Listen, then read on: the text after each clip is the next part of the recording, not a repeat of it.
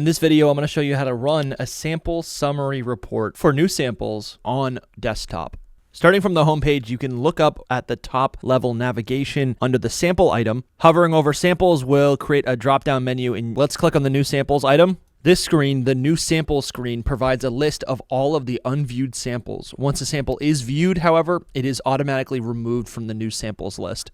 And what's really great about this feature is that the columns within the new samples list may be rearranged. They can be sorted, filtered, unneeded columns may be hidden, and all of this can be performed by clicking on the drop-down arrow icon from any of the columns. Once all your samples are selected, on the right-hand side under Further Actions, you can click the Sample Summary Report button to send yourself an email. From here, the sample summary page will be displayed. Recipients may be selected from the address book in the administration section of the page.